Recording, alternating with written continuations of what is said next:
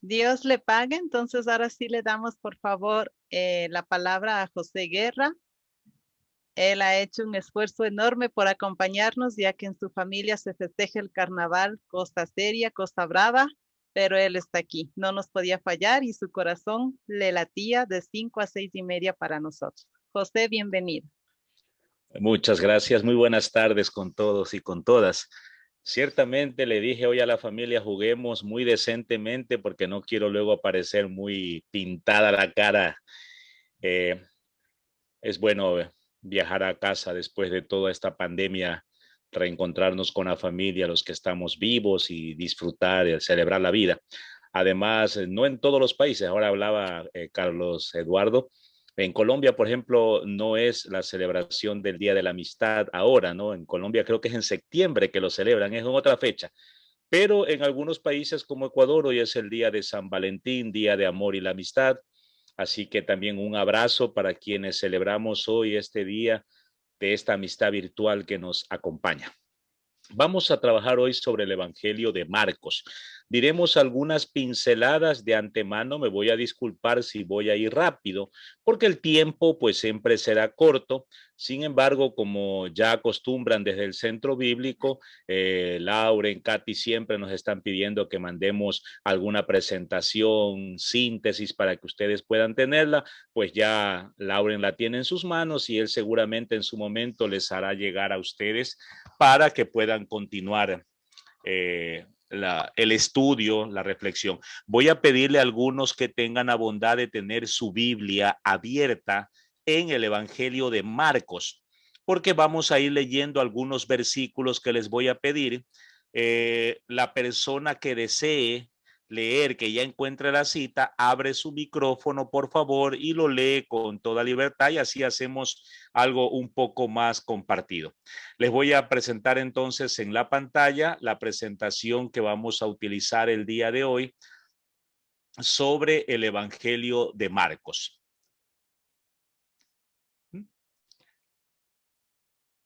Ahí la tenemos. ¿Qué es lo primero que podemos decir del Evangelio de Marcos? Bueno, lo primero que se puede decir del Evangelio de Marcos es que ustedes normalmente no solemos leer este Evangelio de manera, digamos, más atenta, ¿no? En el ciclo litúrgico, la lectura del Evangelio de Marcos es en el segundo año, en el ciclo B, y no lo solemos leer básicamente porque la iglesia durante muchos siglos y hasta hoy ha tenido siempre como el evangelio, digamos, entre comillas, más importante, el evangelio de Mateo. Porque creíamos siempre que era el evangelio más completo, por eso es el que se utiliza mucho más en la liturgia, en los comentarios del Nuevo Testamento. Al evangelio de Lucas se lo apreciaba mucho más en el sentido de que es un evangelio más universal, donde no se nota mucho esa influencia, digamos, judía, sino adaptado más a una mentalidad universal para todo el mundo. El mensaje es mucho más amplio. El evangelio de Juan se utilizaba para tiempos litúrgicos fuertes.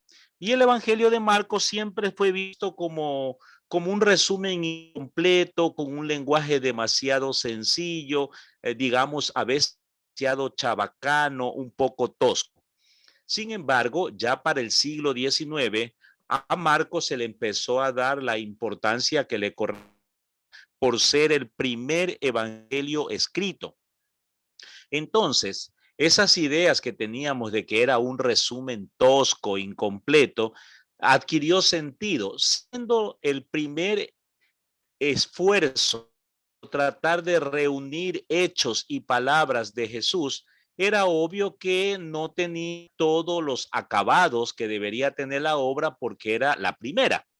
Luego Mateo, Lucas, Juan fueron con el tiempo perfeccionando el género literario llamado Evangelio y pues quedaron como obras mejor realizadas.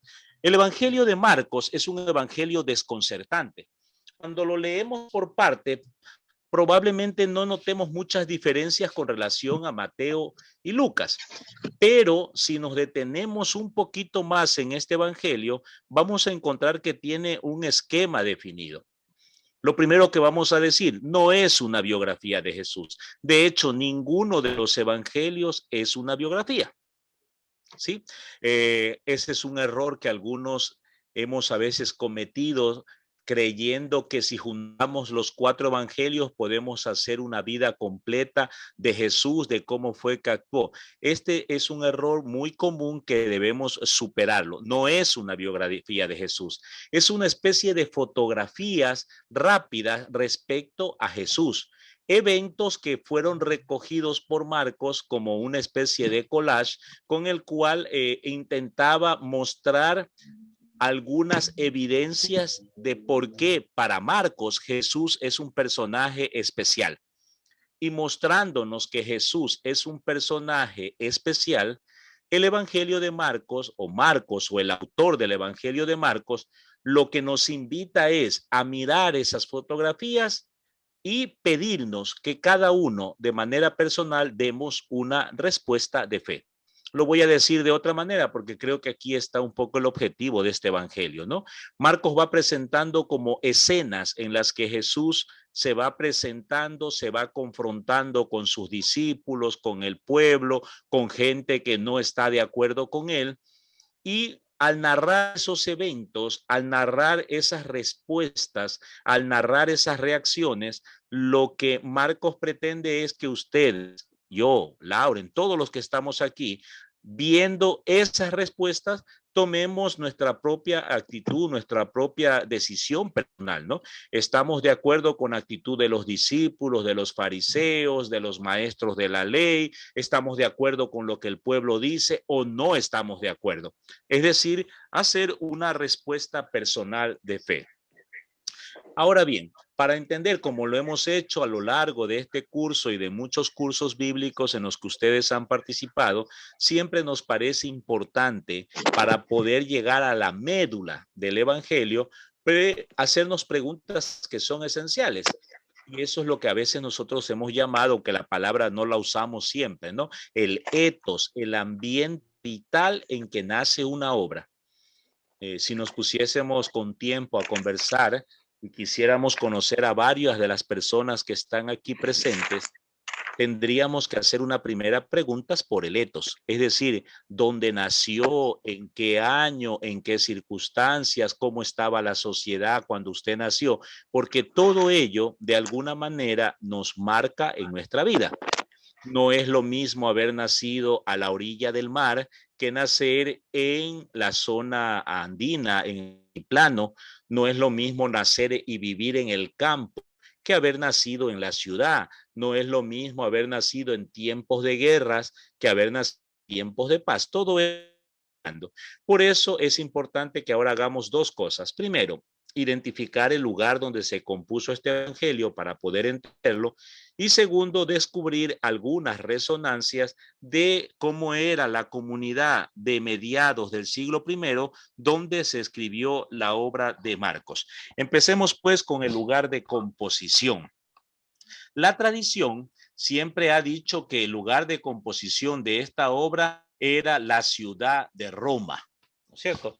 Dada la relación que existe entre este evangelio y los dos grandes apóstoles del siglo I, Pedro y Pablo. Ahora, la discusión que todavía está abierta y eso no tiene una solución fácil es que hay algunos que dicen que fue escrito desde la ciudad de Roma. Otros dicen que probablemente fue en otro lugar que no conocemos, pero con una fuerte influencia de cristianos que habían vivido en Roma o que incluso pudieron haber sido romanos. Según Irineo, Clemente de Alejandría y Orígenes, Marcos escribió para una comunidad de Roma. Comunidad que no estaba aislada, sino que tenía relación con Jerusalén y que de alguna manera había descubierto que su tarea era una tarea misionera entre los gentiles. Ahora no lo vamos a leer, pero queda como una tareita de información cuando tengan tiempo, leer la carta a los Romanos capítulo 16, donde Pablo, al empezar a enviar saludos a todos los conocidos, nos nombra una serie de hermanas y hermanos cristianos que están diseminados por todo el imperio con esa tarea como misionero. Ahora, el lugar habrá sido Roma o una comunidad de influencia romana, hemos dicho, no es algo que podemos en este momento definirlo, porque no lo sabemos. Sin embargo, lo que sí podemos decir que la comunidad sí estaba marcada por esa cultura y vamos a encontrar, tenga ahora sí su Biblia abierta, algunas evidencias en el mismo evangelio que nos hacen pensar en cristianos de origen romano, ¿no? Lo primero se explica como algunas costumbres que son propias de los judíos para que los paganos la puedan entender, es decir, personas no familiarizadas con la cultura judía. Alguien que busque, por favor, Marcos capítulo 7, versículo 3 al 5 y nos los pueda leer, por favor. El que lo encuentre, abra su micrófono con toda libertad y léalo, por favor. Marcos capítulo 7, versículos 3 al 5. Porque los fariseos y todos los judíos, siguiendo la tradición de sus mayores, no se ponen a comer sin haberse lavado cuidadosamente las manos. Y si vienen de la plaza, no comen sin haberse lavado. Y tienen otras muchas prácticas que observan por tradición, tales como lavar las copas, jarros y bandejas. Así que los fariseos y los maestros de la ley preguntaron a Jesús: ¿por qué tus discípulos no observan la tradición de los mayores, sino que comen con las manos impuras? Hasta ahí, muy bien, muchas gracias. Ven, ahí tenemos a un Marco explicando costumbres propias de los judíos que no se sientan a comer si primero no se lavan las manos en sentido de purificación y purifican los platos y las ollas, porque parece que eso es una costumbre muy particular de los judíos y los destinatarios de este evangelio no están familiarizados. En ese mismo sentido, muchas veces Marcos, la tradición le había transmitido palabras que Jesús había utilizado en arameo. Y como sus destinatarios no están familiarizados con esta lengua aramea, entonces Marcos se ve en la necesidad de traducir y explicar cuál es el sentido de la palabra. Alguien que tenga capítulos, versículo 41, por favor.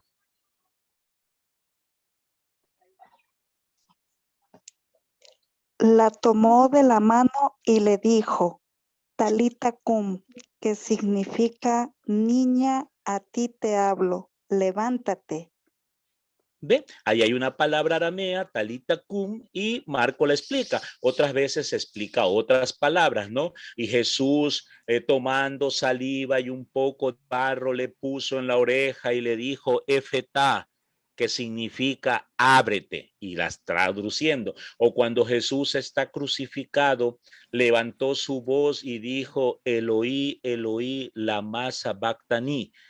Y Marcos inmediatamente la traduce porque sus oyentes no saben qué significa. Esto quiere decir, Dios mío, ¿por qué me has abandonado?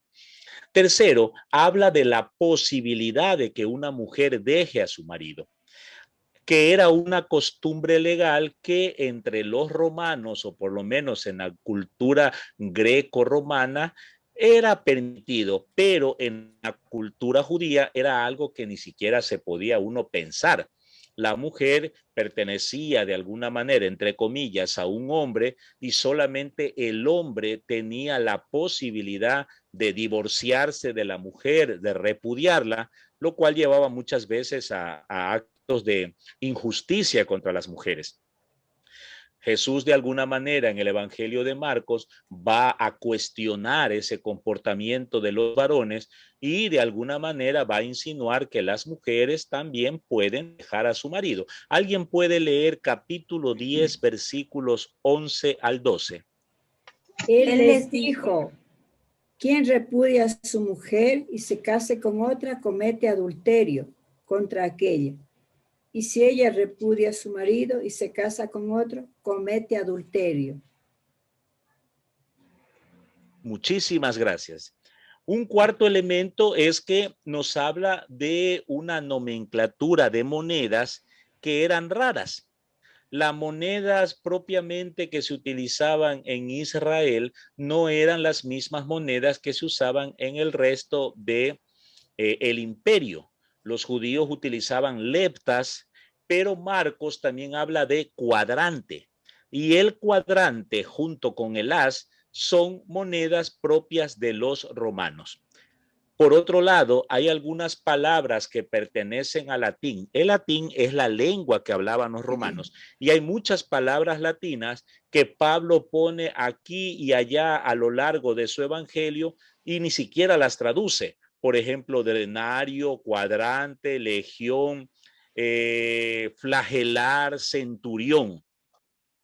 Sí, todo esto y otras que ustedes ven allí, que no las vamos a leer ahora todas, de alguna manera nos dejan saber que estamos frente a una comunidad cristiana, primero que no está familiarizada con las costumbres y digamos también que con las esperanzas judías. Es una comunidad de origen pagano y esto es muy importante porque entonces estamos hablando frente a una comunidad que tiene que reconocer a Jesús y no tiene, digamos, una base de partida. Lo voy a decir de otra manera, a ver si lo dejo más claro. De alguna manera, los judíos, los cristianos de origen judío, tenían ya una base, un punto de partida para poder hablar de el Hijo de Dios y era la esperanza mesiánica. Ellos ya desde el Antiguo Testamento vienen esperando la venida del Mesías de origen davídico que ustedes han leído alguna vez y entonces ese es su punto de partida. Pero la comunidad destinataria de Marcos es una comunidad que no tiene ese sustrato, ese punto de partida. Entonces, para ellos, Jesús tiene que convertirse en una verdadera novedad y eso es lo que Marcos pretende de alguna manera justificar en su evangelio, ¿no? ¿Quién es el autor? Bueno, la tradición y hasta ahora nos dice que fue Juan Marcos. Juan Marcos, ¿no? El testimonio más antiguo, ya del siglo II, lo daba Pías, que decía que Juan Marcos era el autor de esta obra, ¿no? ¿Quién era Juan Marcos? Hechos de los Apóstoles 12:12 nos dice que Juan Marcos era hijo de una señora llamada María, en cuya casa se reunía la comunidad. Luego, en el mismo libro de Hechos de los Apóstoles se nos van a dar otros detalles. Este Marcos es un joven, todavía hijo de familia, que cuando sabe que Pablo y Bernabé van de misioneros, se entusiasma y decide acompañarlos en el primer viaje misionero. Pero como parece ser muy joven y no tenía experiencia, al poco tiempo su gran entusiasmo se diluyó y se convirtió en una, no sé si desilusión. Lo cierto es que a mitad del viaje misionero terminó regresándose y no lo completó. Luego, Hechos de los Apóstoles nos va a hablar de un segundo viaje misionero y parece ser que Marcos ahora sí se ha entrenado, ha madurado y quiere acompañarlos. Pero Pablo ahora le dice que no lo va a llevar porque la vez pasada los abandonó. Bernabé intercede, le dice a Pablo que no sea así, que sea un poquito más condescendiente con el muchacho, que deje que vaya. Y Pablo se mantiene firme, no va conmigo. La última presión de Bernabé es decirle, si Juan Marcos no va, yo tampoco voy al viaje. Y entonces Pablo lo mira a Bernabé y dice, bueno, chao, te quedaste tú también. Y finalmente el viaje lo hará Pablo con Silas. Y sabemos que Bernabé tomó a Juan Marcos y se fue a otro viaje misionero. Pero Hechos de los Apóstoles está encaminado a seguirle la huella solo a Pablo. Así que nos quedará siempre con la curiosidad hacia dónde fue Bernabé con Juan Marcos. Finalmente, Juan Marcos va a aparecer como discípulo de Pedro. Como discípulo de Pedro. En la primera carta de Pedro, capítulo 5, versículo 13, Pedro lo va a llevar o lo va a nombrar algo así como una especie de secretario. Eso nos lleva a nosotros como a concluir que probablemente de Pedro, Marcos aprendió todas las tradiciones sobre quién era Jesús, lo que hizo, muchas de las anécdotas, la base central de la pasión, etcétera. Y probablemente de Pablo, Juan Marcos tomó de manera especial el valor de la cruz, un tema del que vamos a volver dentro de un ratico cuando hablemos de la teología de Marcos, que la cruz es uno de los temas más importantes en este evangelio, ¿no? Época de composición. Aquí me detengo para hacer un resumen que no está aquí, pero es importante. Para entender un poquito la obra de Marcos, hay que tomar en cuenta la situación que están viviendo las primeras comunidades cristianas. ¿A qué me refiero, hermanos y hermanas? Si nosotros leemos la primera carta de los tesalonicenses, que es el primer escrito del Nuevo Testamento y que nos da de alguna manera una idea de cómo están viviendo las comunidades cristianas para el año 50, nos vamos a encontrar que son comunidades muy optimistas, muy efervescentes. Son comunidades que sienten que la parucía, la segunda venida de Cristo, es algo que va a acontecer ya mismo.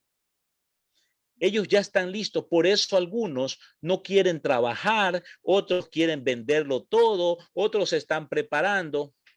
Y esa es la comunidad. Tratemos de imaginarnos una comunidad que siente que Jesús vuelve en cualquier momento en esta semana o en este mes o en este año. Y resulta que más o menos para el año 66, el que llega no es Cristo. El que llega es Nerón con espadas en la primera gran persecución a los cristianos. Entonces, tratemos de ponernos, cerremos un poquito los ojos, usemos la imaginación para tratar de sentir como sintieron los primeros cristianos. Ellos entusiasmados porque Cristo ya viene y quien llega es Nerón y ha matado a un hijo, a un papá, a un hermano, a un vecino. Es muy probable que muchos miembros de las comunidades cristianas se hayan desilusionado, hayan perdido el optimismo, hayan visto flaquear sus esperanzas y algunos incluso hayan cuestionado dentro de su corazón, ¿será verdad que el Señor Jesús va a venir? ¿Será verdad todo lo que nos han contado? Y en ese ambiente de crisis, de desconfianza, de desconcierto, es que Marcos escribe su obra. ¿En qué fecha? Entre los años 68 y 71. ¿Por qué lo ponemos en esa fecha? Primero, porque en el 66 fue la persecución de Nerón, de la que les acabo de hacer referencia, y que de alguna manera es la que le da el punto de partida para la composición de este evangelio. Pero no pudo ser después del 70, porque en el 70 va a terminar la persecución de Nerón con la destrucción del templo. Mateo, Lucas, no pueden dejar de hacer mención de la destrucción del templo, que fue una cosa terrible para los judíos y para los cristianos. Marcos no hace referencia a ese evento y la respuesta es porque Marcos pues no había vivido, cuando escribe su evangelio, no se había dado todavía tal destrucción del templo. Entonces ya tenemos de alguna manera como el ambiente vital. Vamos a resumirlo con tres cosas. Primero, este evangelio se escribe en una época de persecución, de desconcierto, de dudas, para una comunidad cristiana que no tiene raíces judías que la sustenten. Son personas que de alguna manera todavía están fluctuantes entre Cristo en el que creen que se les ha mostrado y el miedo que tienen o las dudas que tienen si este Cristo realmente es un Cristo que nos va a traer la salvación que nos han dicho. Y el tercer elemento, que el autor de esta obra no conoció a Jesús. Digamos que estamos frente a un evangelista, Marcos, que pertenece a la segunda generación de cristianos. Él no conoció a Jesús. Él tuvo que haberse empapado seguramente largas noches de conversación con Pedro, con Pablo, quizás con Bernabé. Fue escuchando historias, fue escuchando narraciones, fue escuchando palabras que se recordaban, y todo eso él se va a dar a la tarea de reunirlo, pero no se olviden lo que dijimos al principio, reunir todo ese material con un fin: presentar experiencias de Jesús a manera de fotografías, con el afán de que quienes lo lean tomen una decisión de fe. Y lo voy a adelantar ahora, incluso hasta como conclusión. Para Marcos, frente a Jesús y sus actividades, sus enseñanzas, solo caben dos posturas: o se cree o no se cree. ¿Sí? Vamos a pasar esto de la división literaria, que ustedes lo podrán revisar después, que no es otra cosa sino la forma como nosotros podemos leer el Evangelio por partes, para centrarnos directamente en esto que nos parece que es un poquito más importante, que es la teología de Marcos. La palabra quizás sea muy pretenciosa. Lo que voy a presentar ahora no es propiamente un estudio, digamos, teórico de la teología de Marcos, sino algunas pistas que nos pueden ayudar para leer este evangelio de manera un poquito más crítica y más enriquecedora. Lo primero, el primer criterio teológico para leer el evangelio de Marcos es la cruz. Es la cruz.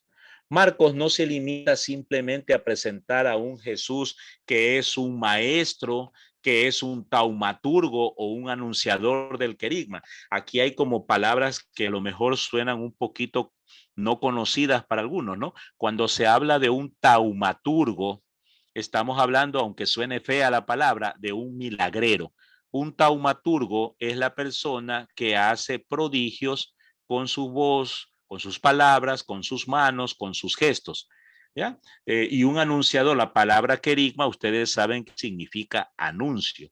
Es decir, Jesús no es un maestro de la moral que quiere enseñarnos lo que está bueno y lo que está malo. Tampoco Jesús se centra en hacer milagros. Y esto para mí es muy importante, no solo en el Evangelio de Marcos, sino en toda la lectura del Nuevo Testamento, más aún en toda nuestra experiencia de fe.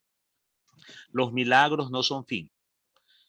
Hay creyentes, hombres y mujeres, que estamos dispuestos a creer más si vemos milagros, si vemos prodigios, y eso de alguna manera es una tentación a la fe. No se olviden lo que dice Jesús en el Evangelio de Juan, ¿no?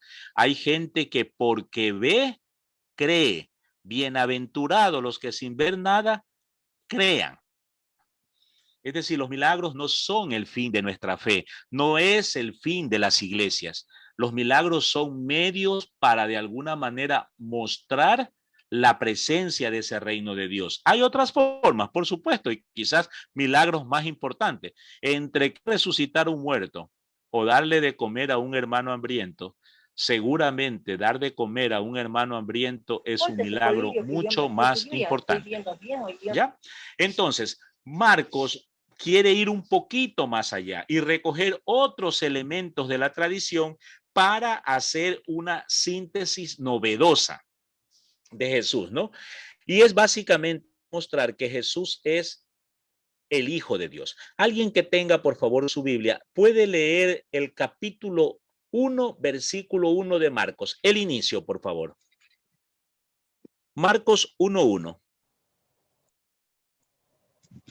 Comienzo del Evangelio de Jesucristo, Hijo de Dios, conforme está escrito en el profeta Isaías.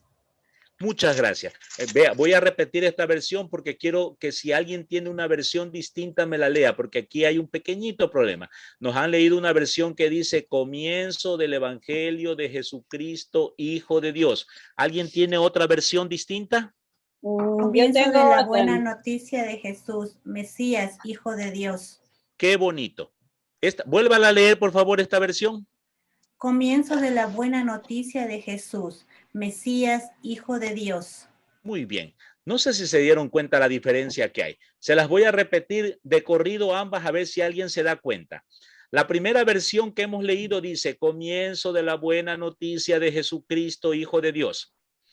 Y la versión que hemos leído ahora dice, comienzo de la buena noticia de Jesús, el Mesías o Cristo, es lo mismo, ¿no?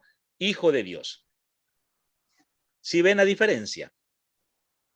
¿No? Sí, Mesías. Pero en todo dice que la buena noticia, o sea, que el anuncio de Jesús.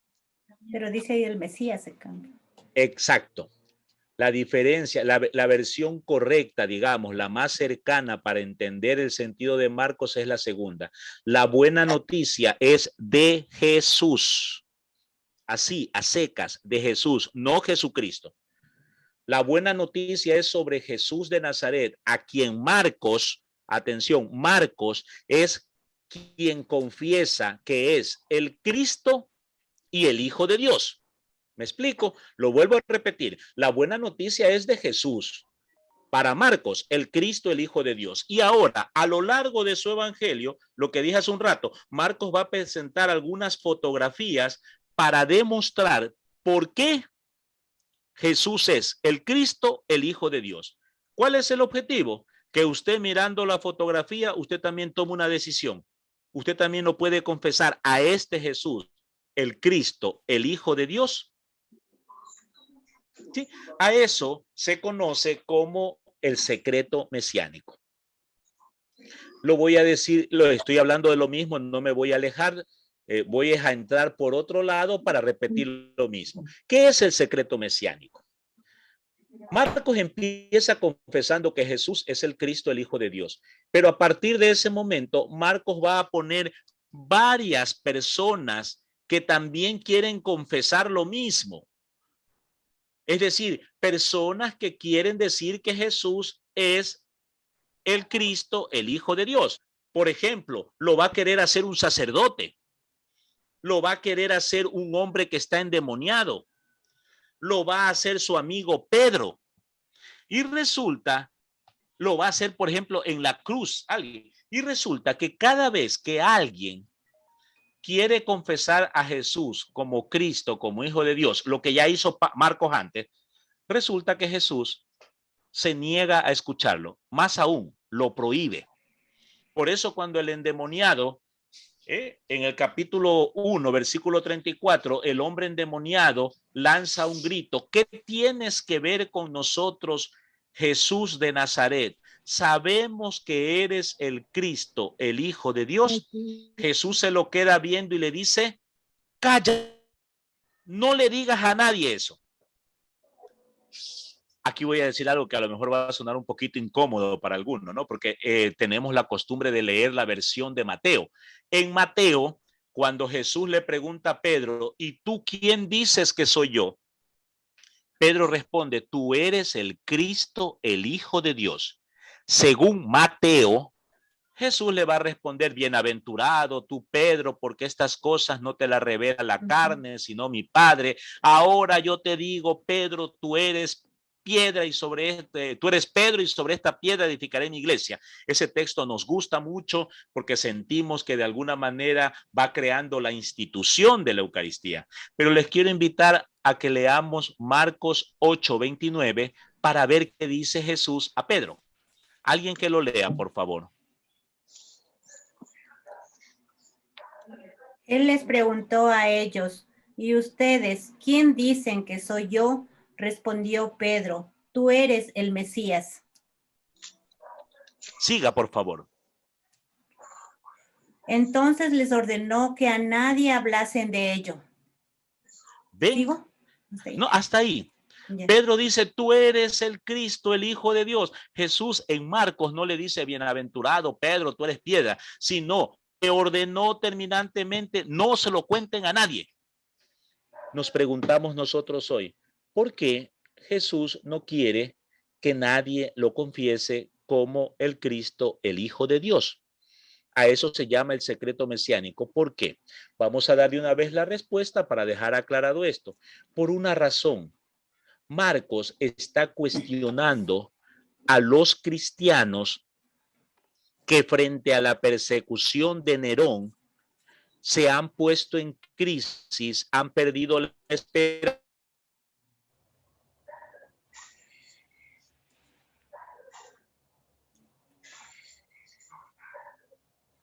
lo voy a decir de otra forma, a ver si queda más claro.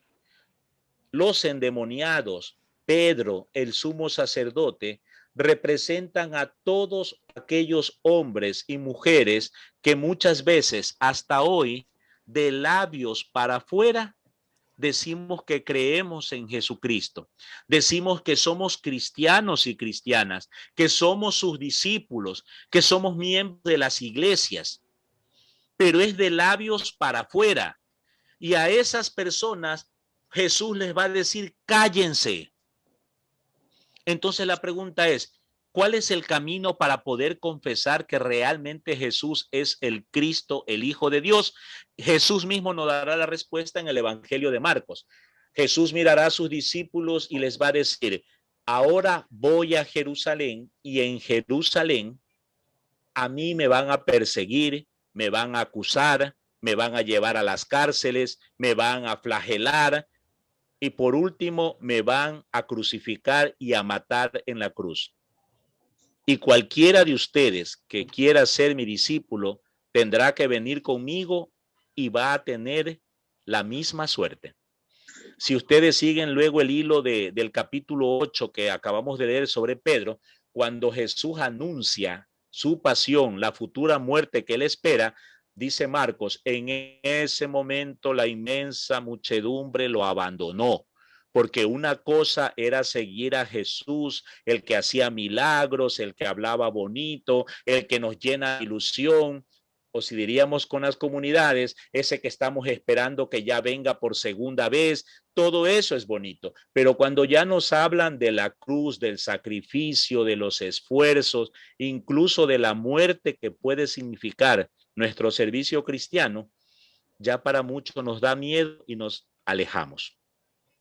La única confesión, o lo voy a decir de otra manera ya un poco más como aplicación pastoral, la única forma que todos y todas los que estamos aquí presentes tenemos de confesar sinceramente que Jesús es el Cristo, el Hijo de Dios, según Marcos, es caminando con él el camino de la cruz.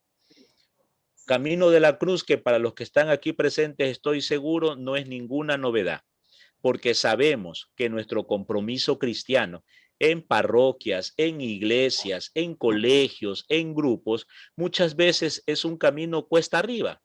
Hablan mal de nosotros, nos levantan calumnias. ¿Cuántas veces hemos tenido que escuchar incluso parientes que creen que nosotros ya somos santos? Ay, tú que estás en la iglesia y mira cómo te comportas. Muchas veces ayudamos a alguien y nos pagan con desagradecimientos, no lo reconocen, abusan de nosotros. Esos son caminos de cruz. Por eso el Evangelio de Marcos solemnemente, cuando Jesús ya está crucificado, cuando ha demostrado que Jesús es coherente hasta el final, capaz de morir en la cruz, un soldado romano se lo queda viendo ya a Jesús muerto en la cruz y hará la misma confesión que hizo Marcos al inicio del Evangelio. Mirándolo a Jesús muerto va a decir, verdaderamente este es el Hijo de Dios. ¿Y por qué es el Hijo de Dios? Porque fue coherente hasta la cruz. Capítulo 15, versículo 32. Lo mismo deberíamos esperar nosotros en esa enseñanza. Que alguna vez digan de los aquí presentes, verdaderamente este es un seguidor de Cristo. ¿Y por qué es un seguidor de Cristo? Porque aceptó el camino que siguió el Maestro. Ahora bien, vamos a otro camino. El único título que Jesús va a aceptar en el Evangelio de Marcos es el título de Hijo del Hombre. Quizás uno de los títulos más complicados de poder entender en este Evangelio. Permítanme un momento, por favor, que se me está agotando la batería.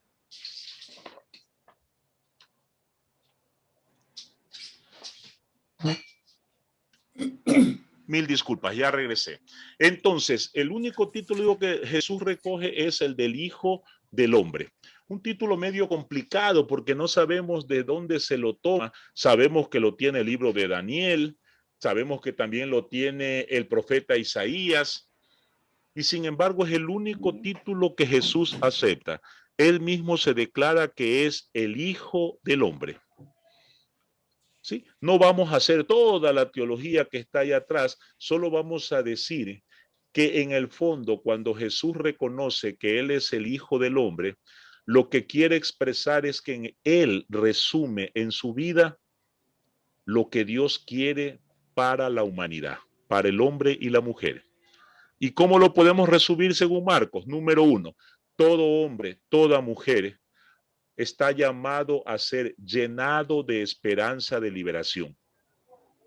Yo ayer le decía a un sacerdote amigo que a mí me parece que en este momento en la iglesia nuestra tarea única es dar esperanza de liberación. No cabe, el texto que ha leído ahora, leyó Sandrita hace un rato y que Lauren nos hizo una pequeña reflexión, es hermoso porque yo creo que en esta pandemia eso es lo que Jesús quiere. Nosotros como no leprosos, como enfermos, como víctimas, miedo con el COVID, le estamos diciendo, Señor, si tú quieres, tú nos puedes librar de esto. Escuchar que Jesús dice, yo quiero liberarlos, yo quiero salvarlos. Y hay que darle esperanza a la gente. Eso es ser el Hijo del Hombre, ¿no? El Hijo del Hombre es decir que la humanidad, hombres y mujeres, estamos por encima de las leyes y de las prescripciones legales, que es más importante y causa más alegría en el cielo cuando una persona es salvada. Que tenemos, de alguna manera estamos llamados a, diríamos con palabras de Pablo, a cargar, a completar en nuestras vidas aquello que falta a la pasión de Cristo. Es decir, volvernos nosotros también de alguna forma esos siervos sufrientes al estilo del Maestro Jesús, que vamos cargando con el sufrimiento y el dolor del pueblo. Esa es de alguna manera la invitación que nos hace el Evangelio de Marcos. Y vamos llegando ya a la parte final de las pocas ideas que podemos decir del Evangelio de Marcos para luego abrir un espacio a preguntas, ¿no? Es descubriendo como otro criterio de lectura, que es la postura que se va tomando con respecto a Jesús. Voy a regresar un poquito para que vean aquí, ¿no es cierto? Este cuadrito que hace un rato no lo nombré porque nos parecía muy largo, ahora nos puede ayudar un poco. El Evangelio de Marcos nos presenta como el Evangelio como en tres partes. Tres partes, cada una de ellas hace un pequeño resumen de lo que es la vida de Jesús, resumen unos eventos de la vida de Jesús e inmediatamente pone la reacción que tiene el pueblo.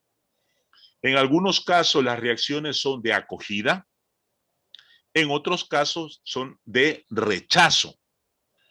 A veces el rechazo viene de los enemigos que Jesús se ha ido creando en la religión, fariseos, escribas. En otros casos el rechazo o la incredulidad viene del pueblo y en determinado momento ese rechazo incluso viene de los suyos. Y cuando hablamos de los suyos, estamos hablando tanto de sus discípulos como su familia. Entonces, explicado este pausita, vamos a decir, perdón, ahí. Vamos a decir que en este evangelio una clave de lectura es la postura que nosotros tomamos con respecto a la enseñanza de Jesús. Si vamos tomando en otros evangelios para ir buscando más luces, podemos concluir que frente a Jesús no caben posturas intermedias. La radicalidad aquí es clave, es una constante en el mundo cristiano. O lo aceptamos o lo rechazamos.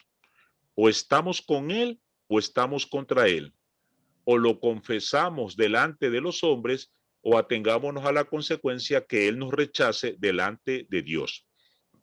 Una vez más, por tercera vez lo voy a decir, Marcos no es que está narrando eventos concretos que pasaron. Ciertamente que Jesús tuvo rechazo en su vida, pero la intención de Marcos no es narrarnos propiamente los rechazos que Jesús vivió, sino a partir de esos rechazos, preguntarnos a nosotros, ¿qué postura nosotros tomamos?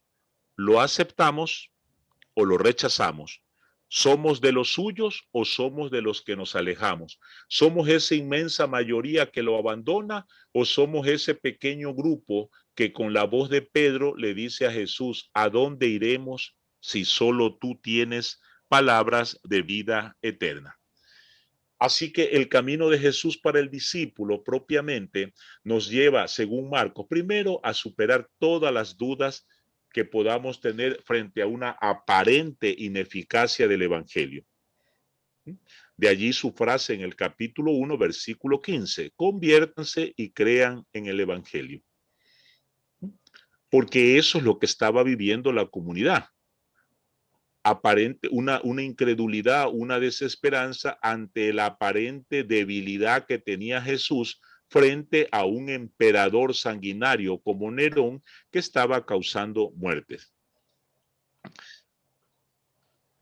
El discípulo, a mí me encanta este texto, el discípulo para mí se ve reflejado un poco en el texto del ciego de nacimiento, capítulo 10, versículos 46 al 52. Este ciego de nacimiento está a un lado del camino cuando de pronto escucha ciertas expresiones de Jesús que le tocan el corazón y empieza a gritar, Jesús, hijo de David, ten compasión de mí. Hay mucha gente que lo quiere callar.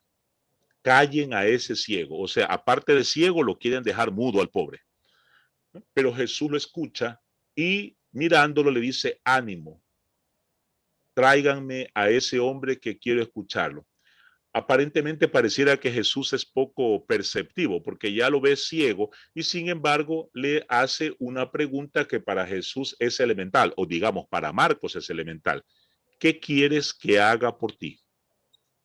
¿Qué quieres que haga por ti? Y el hombre le responde, Señor, que yo pueda ver. Y Jesús lo mira y dice, pues si eso es lo que quieres, ponte a ver. El hombre suelta su manto, recupera la vista y empieza a convertirse en un seguidor de la cruz. ¿Sí? La comunidad de Marcos probablemente es una comunidad que tenía muy buenas intenciones, que se había dejado seducir por el Señor, que se había dejado de alguna manera motivar por las buenas obras que se podían vivir en comunidad. Pero no era una comunidad plenamente convertida que creía en el Evangelio. Para ser discípulo hay que de alguna manera dar ese salto de la mera motivación, del entusiasmo, para pasar al compromiso del día a día. Y para ser creyente en el día a día, tenemos que tomar una decisión. Y a eso es a lo que nos invita Marcos. ¿Cómo nosotros comprobamos, cómo nosotros sabemos que estamos en ese camino de haber soltado el manto del pasado y que estamos en el camino discipular de seguimiento? Porque ese camino tiene una clara indicación, es un camino de cruz y de solo cruz. Hasta aquí lo vamos a dejar para abrir un momento de conversación. Luego ustedes podrán revisar con mayor detalle el PowerPoint que ya se lo hicimos llegar a Laura. Ahora sí podemos abrir un espacio de diálogo. Katy, nos ponemos en tus manos. Claro que sí, Josecito. La persona que desee preguntar algo, por favor, sí alza la manito. O con confianza que abra el... Menos Celeste, no sé qué problema tienes con tu micrófono Celeste, pero no lo abras. En todo caso, habla desde el otro micrófono de tu compañero. Vero, por favor. Vero. Pues se fue Vero, estaba alzando la mano, pero se arrepintió. María. Vero, María, por favor, abre tu micrófono y lanza tu pregunta. Y María Eras también, Carlos Betancourt. Sí, vamos a darle paso a María Eras, porque Verito no sé qué problema tiene, pero no. Ah, es que Padre Lauren les ha cerrado el acceso, esperen. Sí, por el ruido que se oía. Listo, Vero, ahora sí puedes hacernos tu pregunta. Muchas gracias. Buenas tardes con todos. Yo quiero hacerle una pregunta. Vero. Bueno, le voy a compartir lo que a mí me marca mucho con esto. A mí cuando el Padrecito en la Eucaristía nos dice, después de que nos invita a darnos la paz y cantamos el famoso Cordero de Dios que quitas el pecado del mundo, el Padrecito, después de cantar el Cordero, nos muestra la hostia consagrada y dice una frase bien interesante, ¿no? Este es el Cordero de Dios, el que quita el pecado del mundo. Dichosos ustedes invitados a este banquete. A mí me encanta la frase que nosotros decimos. Señor, yo no soy digno, no tengo fuerzas, no tengo fidelidad, no tengo muchas veces entereza, no tengo a veces la valentía ni la berraquera para seguirte, pero estoy aquí porque tú me invitas. Y cuando yo voy ya a comulgar, solo trato de ir repitiéndome una frase que dice Jesús. ¿Sí? ¿Estás cansado? ¿Estás agobiado? No te preocupes, yo te alivio. Mi cruz es llevadera, mi yugo no es tan pesado. Yo estoy con ustedes, no teman. ¿Sí? ¿Cómo seguir? Yo sé que a veces el camino de la cruz es complicado porque somos seres humanos y los seres humanos estamos hechos de afectos, sentimientos y emociones y no es fácil que muchas veces uno quiera hacer algo bueno y recibir a cambio solo críticas, ¿no? Yo no sé si alguna vez les conté la anécdota de una querida catequista que terminando el año de catequesis, yo no la veía así como muy emocionada en la sesión esta de fotos, ¿no? Entonces me acerqué y le digo, la veo como un poco triste. Me dice, sí, un poquito molesta. ¿Qué pasó? Dice, vea, todo el año he dado catecismo, sin fallar. He puesto hasta un poquito de dinero de mi bolsillo para que las cosas salgan bien. Y como todos los años, el único premio es que la mitad de la parroquia dice que soy novia del padre. Sí, porque eso suele ocurrir. Y hablan tonterías y nos inventan cuentos. Pero ella me dio una respuesta que a mí me dejó muy contento. Le digo, entonces, ¿para qué sigue en la parroquia? ¿Usted es masoquista o qué? Me dijo, no, yo no soy masoquista. Yo soy seguidora de Cristo. Yo lo hago por Jesús. Sí, a veces es difícil el camino de la cruz. Marcos nos está diciendo básicamente es que no tengamos miedo porque quien es el maestro fue el primero que hizo ese camino. Y si yo que soy el maestro estoy dispuesto a cargar con esa cruz, no tengan miedo de cargarla de ustedes porque yo estaré acompañándolos. Yo estaré con ustedes. ¿Sí? Y si estás cansado, si te sientes agobiado, yo te acompaño, yo te alivio, yo te ayudo a cargar la cruz. Entonces tenemos que seguirlo. Gracias, José. Padre Carlos Eduardo. Sí, gracias, Katy, a José también, porque ya se notaron ahí unos mensajes de agradecimiento por la fluidez y por el conversatorio, más en esa tónica de cercanía al Evangelio de Marcos que expuso de una forma muy sucinta José. No sé, ahora ya vamos para iniciar la cuaresma, el miércoles de ceniza, y tal vez el evangelista más cerquita a esa experiencia de sacramental que vamos a tener el miércoles, así como las has expuesto ahora, José, es Marcos. Realmente comienza la señal de la cruz, es el inicio del Evangelio de Marcos, ¿no? De convertirnos, creer en Jesús, optar por ese otro mundo querido por él en medio de una situación tan difícil. Yo quería solamente levantar una cuestión ahí, José, es esa cruz o esa decisión que que ahorita en el miércoles vamos a recordar si creemos o no en el Evangelio, es la cruz, ¿no? Asumir la cruz es asumir, bueno, lo que todo discípulo debe asumir, que es el camino duro, que no es fácil, de seguimiento de Jesús. Y tal vez lo que me llama a mí la atención de síntesis del Evangelio de Marcos, como lo has expuesto, José, sea como la apertura, o sea, la tolerancia a la frustración, de que las cosas no son como yo quiero, como en algún momento Pedro dice o hace, ¿no? Por eso tan reiterativo con Pedro, las cosas que nos suelen acompañar del triunfalismo no valen, sino marcar la tolerancia a la frustración que no es lo que yo espero muchas veces y que ese es un camino que solo va a dar, por eso el secreto mesiánico solo va a dar fruto después de un largo proceso pues también de purificación, en fin. Entonces esa tolerancia a la frustración me parece que es como la marca que deja Marcos para iniciar esta cuaresma, ahorita que vamos a recordar ya el miércoles ese evangelista tan importante.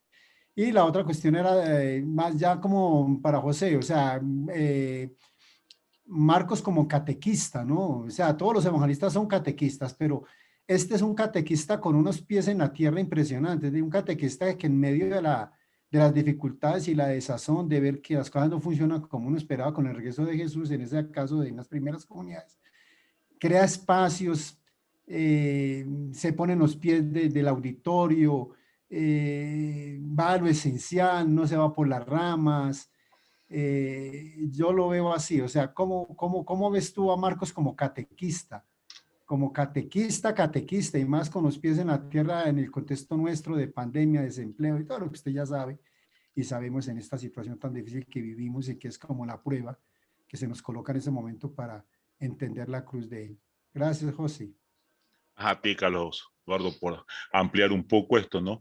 Sí, y yo pienso que ahora mismo tenemos que ser muy pragmáticos, ¿no? A mí me encanta Marco porque dice las cosas como tienen que ser dichas. Y creo que en este momento no estamos para andar haciendo tantas disquisiciones, tantos debates, tantas reflexiones a veces teóricas en nuestras iglesias. Sí, aquí hay hambre, hay sufrimiento, hay dolor, hay muerte.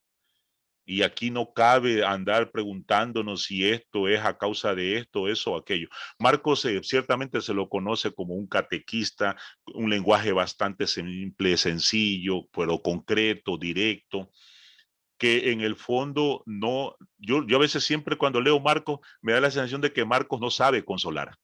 Marcos no es como una mamá que consuela, que anima, que motiva. Marcos a veces es como ese papá que ve que uno se cae y le dice, levántate. Te quedan solo dos opciones, o te quedas llorando en el piso o te levantas.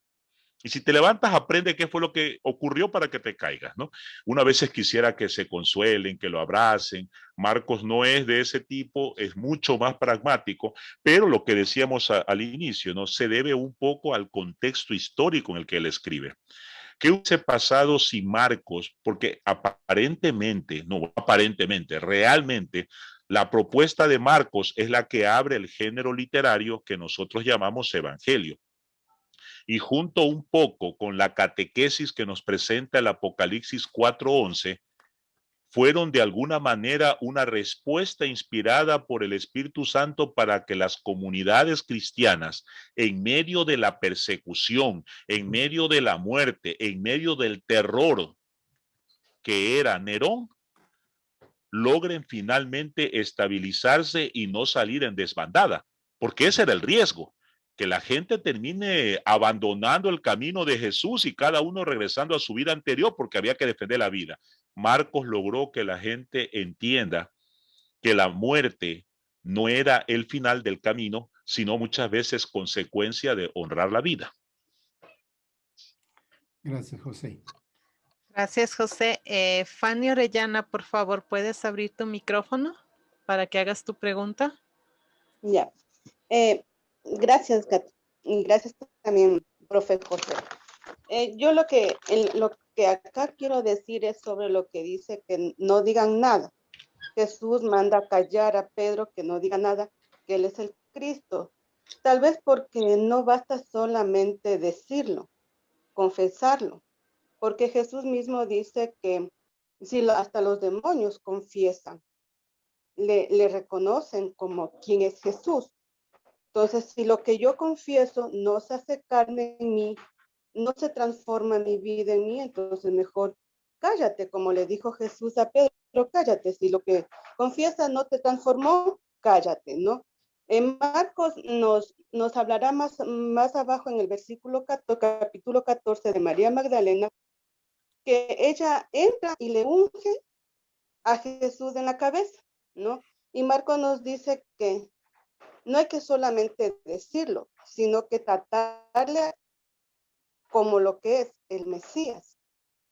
María Magdalena le trata como un verdadero Mesías, le unge como un acto litúrgico, como una verdadera sacerdotisa.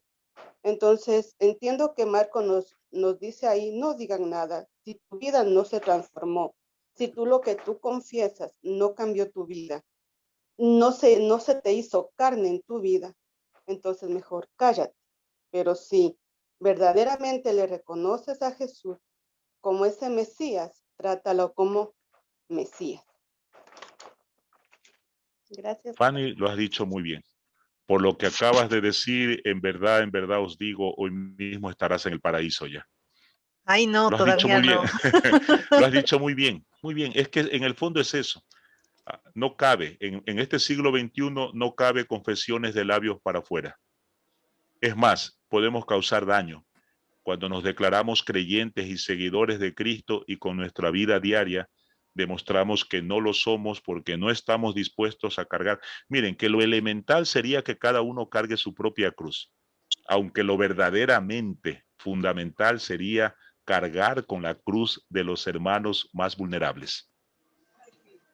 ¿Sí? Porque el pasito, el primer pasito es tratar de no ser malos, pero lo verdaderamente importante es apostar por ser buenos, que eso es mucho más complicado. Creo que lo que Fanny dice es todo eso, ¿no? Eso es lo que Marcos, exactamente eso es lo que Marcos propone y a eso es lo que se llama el camino de la cruz. Gracias, José. Y como una de las últimas preguntas, Lilia Ortiz, por favor. Buenas tardes, compañeros, ¿cómo están? Me un gusto escucharlos y que me escuchen también. Primera vez que me integro a esta reunión. Me siento muy a gusto y muy contenta también porque a través de este medio puedo escucharlos y puedo también verlos, a ti, Katy, a Padre Lauren, a José, que son unos amigos que los extraño bastantísimo, muchísimo. Y me siento muy contenta, de verdad. Bueno, puedo un poquito acotar sobre mi vida, que ahorita, sobre la parte de la lectura que decía del adulterio. En sí, ahorita como Katy también conoce un poco de mi vida, que estoy con una persona que fue ya casada y hay mucha crítica en sí dentro de mi propia familia que me critican, me juzgan porque vivo con mi pareja que fue ya casada y me dice que cómo puedo evangelizar si vivo en adulterio. Que igualmente si voy a la parroquia, ¿de qué sirve que te vayas si tú vives en pecado? Entonces quisiera que un poquito me ayudaran a ver si es que realmente estoy viviendo mal o qué puedo hacer para hacer bien las cosas. Lilia, ¿tú amas a tu pareja? Lilia. Desde escucho, justamente se levantó mi bebé ahorita de dormir. Vaya, pues, digo, ¿tú amas a tu esposo? Sí, mucho. Ya, muy bien. Lilia, el tema no lo sabemos porque no tenemos todos los datos, ¿no? Primero, en general, habría que decirte, Lilia, que Dios es amor y que nadie tiene derecho a juzgarte. Nadie. El que esté sin pecado, que lance la piedra. Ahora, otra cosa es, Lilia, que tú y tu pareja, tu esposo, tu compañero de camino, revisen un poco el momento en el que se encuentran. El poder casarse, el poder, digamos, canalizar su relación, está en manos de ustedes dos, háganlo. Si no es posible, porque puede ser que él ya se casó antes por la iglesia y ahora ya no es posible, tranquila, Lilia, sí se puede evangelizar. La mejor evangelización que puedes dar, yo creo, será el testimonio de pareja con tu hijo, con tu hogar. Ese es la mejor forma de evangelizar que pueden tener. Pero pues ese caso creo que habría que trabajarlo luego en otro momento. Si quieres, ahí está Lauren, que es un buen hombre para esas cosas. Si quieres, conversamos y ver qué se puede hacer. Pero en principio, Lilia, no sientas que estás haciendo nada malo, porque lo que se ama siempre será bueno. El amor jamás será malo.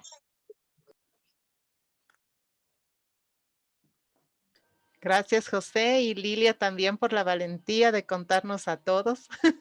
Bueno, algunos sabemos la situación de ella. Por favor, María Eras, ¿puedes abrir tu micrófono para compartirnos tu pregunta? Gracias, Katy, gracias. Felicitando al padre Lauren y en este caso a José. Nuestra pregunta e inquietud que tenemos aquí en la comunidad es ¿por qué Jesús se resistía a que le denominen hijo de Dios? Lo he dicho y lo voy a volver a repetir, porque básicamente no es que se resiste al título de Hijo de Dios, se resiste es a la motivación por el cual lo decimos. Porque muchas veces, o es claro que en esas comunidades, esa declaración no era sincera, era más motivada por el triunfalismo, era más motivada por el creerse que ellos ya estaban listos para recibir el reino de Dios prometido. Y eso de alguna manera es una tentación. Miren, nuestras iglesias cristianas hasta hoy tienen esa tentación. ¿Cuántas veces uno pertenece a una determinada iglesia e incluso dentro de la iglesia católica pertenecemos a un determinado grupo y creemos que por pertenecer a esa iglesia o a ese grupo ya nos dieron visa y pasaporte para el cielo? Y eso es una tentación. No es por pertenecer a la comunidad, no es por pertenecer a una iglesia, no es porque pertenecemos a un grupo que nosotros estamos salvados. Nuestra salvación, la coherencia de nuestra fe, pasa porque cada vez que confesemos que Jesús es el Cristo, el Salvador, lo demostremos coherentemente en nuestra vida. Cuando estamos dispuestos a amar, cuando estamos dispuestos a ser tolerante con el otro, cuando estamos dispuestos a ayudar al otro, cargarlo en nuestros hombros como hace Jesús en esa figura del pastor.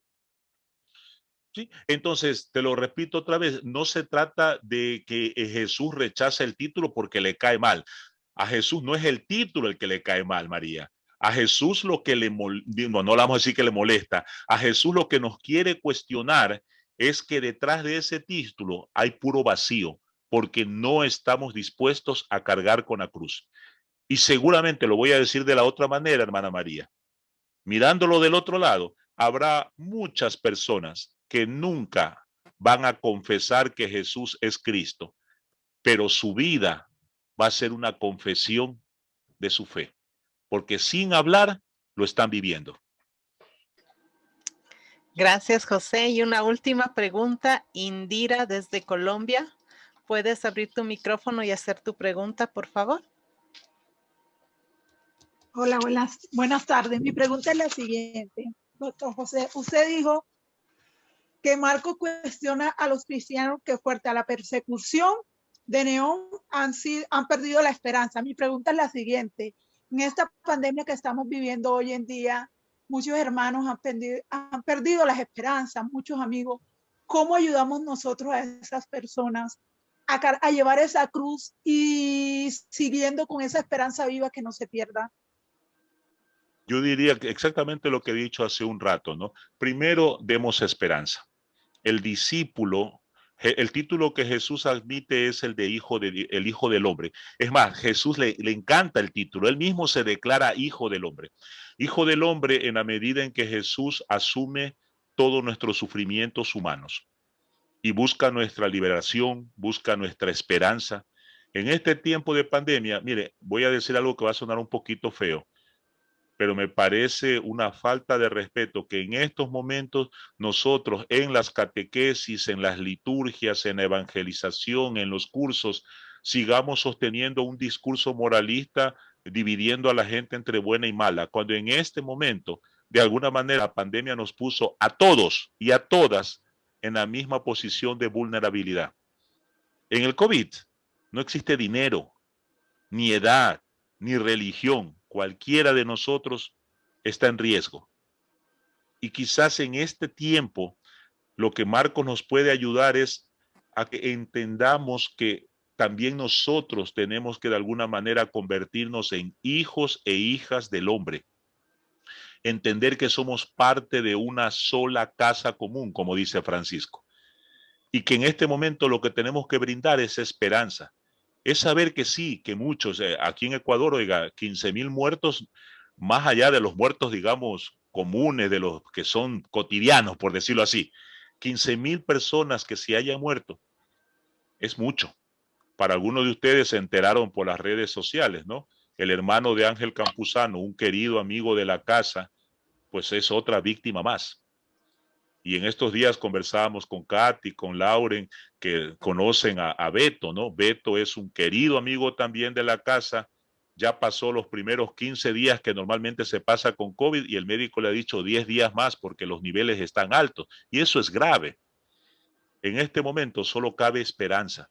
En este momento, repito, a mí me encanta la frase, quizás es una de las frases de Jesús que a mí más me gusta.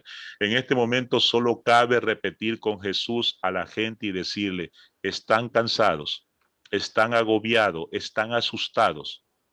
Vengan, yo les alivio, yo te ayudo a cargar tu cruz de miedo, tu cruz de sufrimiento, tu cruz de desconcierto, porque hay algunos que están desconcertados, hay algunos que estamos asustados, hay otros que estamos con ganas de abandonarlo todo y empezar a buscar brujerías y medias. Y hay que decirle a la gente, no tengan miedo. ¿Sí? Todo aquel que camine conmigo va a sufrir un poco, pero yo estaré con ustedes todos los días hasta el fin de los tiempos. Gracias, José. Voy a seleccionar a alguien del público, por favor, para que nos dé unas palabritas de agradecimiento hacia nuestro hermano José, que ha tenido esa bondad de compartir con nosotros en un pleno carnaval. Vamos a pedirle al padre Wilson. No tiene la cámara encendida. La hermana Paulina Requelme.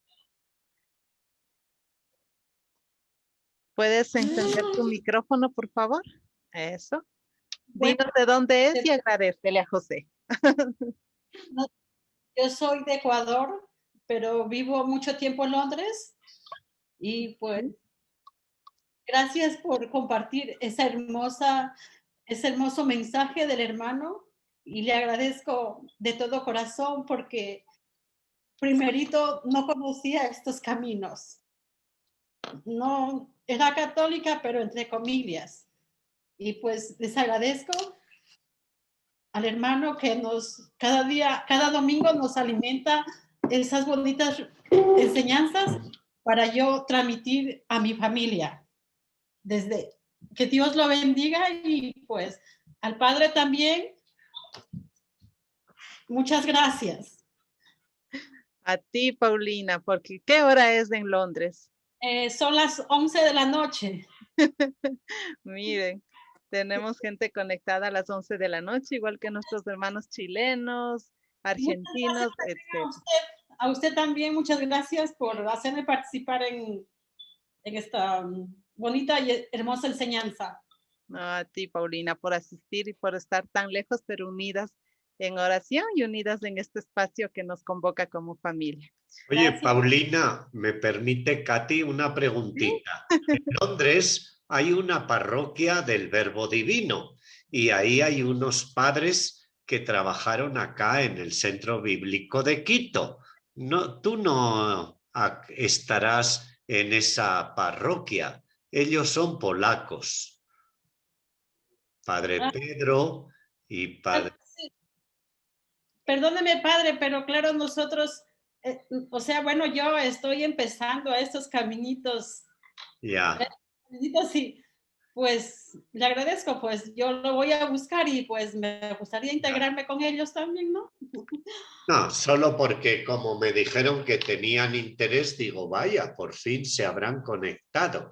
Es que hay siempre mucha gente que tiene interés, pero luego no encuentra la manera. Muy bien, adelante, sí. Paulina, invita a todos los latinos que encuentres por ahí, por Londres. Ya, cuídate, que Dios te bendiga.